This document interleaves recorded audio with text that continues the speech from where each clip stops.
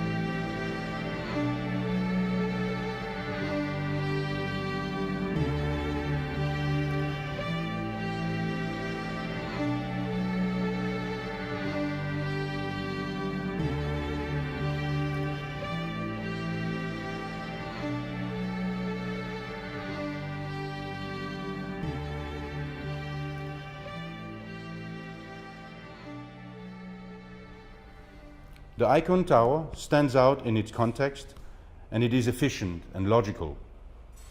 But it also has to relate to the Filipino culture. And I think one way to relate to people is by connecting and by continuing existing parts of their culture. We encountered the cone well before the site demanded it from us, in Filipino nature.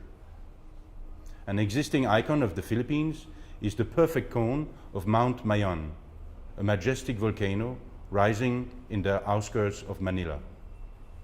A pure and strong form, reaching for the sky. We want to reproduce these qualities in Icone Tower. Another major existing icon of the Philippines is the Bahay Kubo, the archetype of Philippine architecture.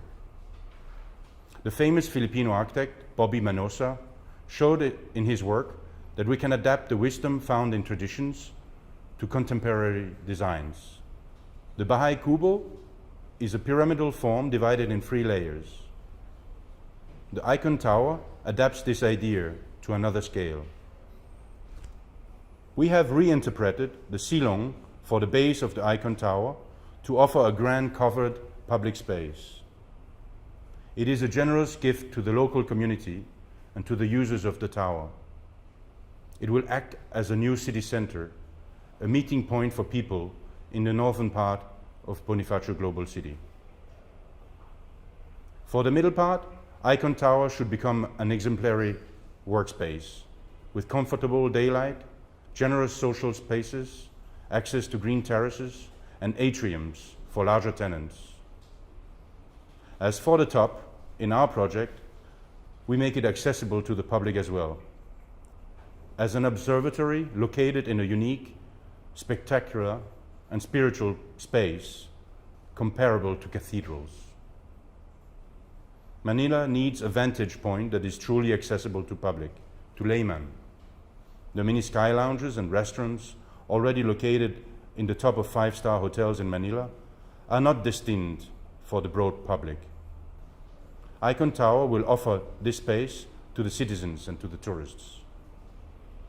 Emerging above the skyline of Bonifacio Global City is a conic spire that is distinct in form and materiality from all other buildings of Manila.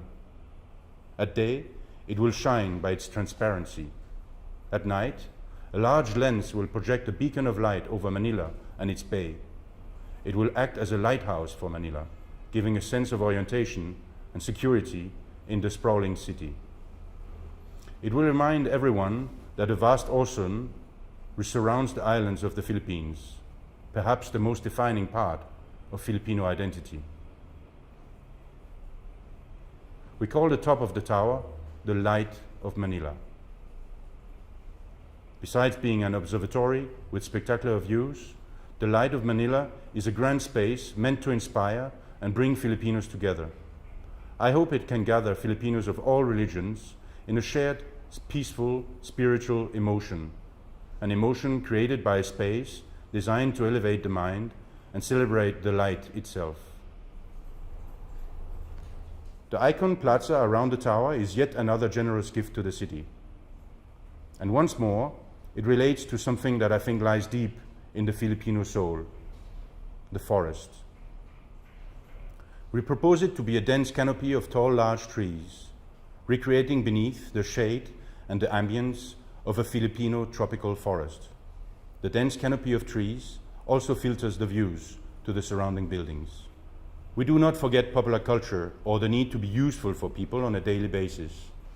Filipinos have a strong penchant for gatherings, for celebrations, and they traditionally enjoy doing those in public space. The Icone Plaza is meant to offer protected and useful space for these popular activities. Some pavilions will cater for food and drinks, animating the plaza 24/7 and creating life in the heart of the city.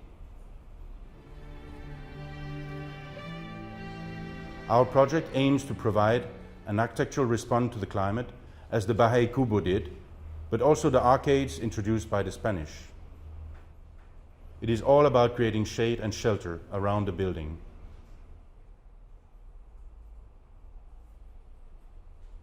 And the facades need sun protection too.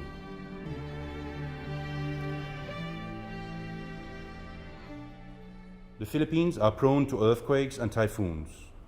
The cone is the optimum form to reduce the structural cost to resist those forces. The Icone Tower is designed to be a perfect structure.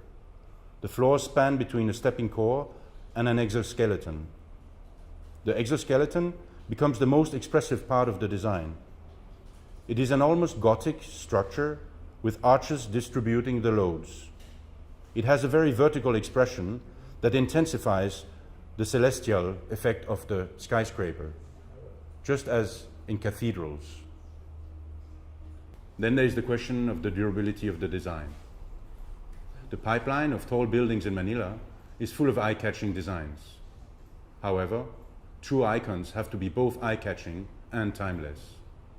The integration to the site, the cultural relevance, and the purity of the form of Icone Tower is likely to make it last as an eternal achievement in Manila.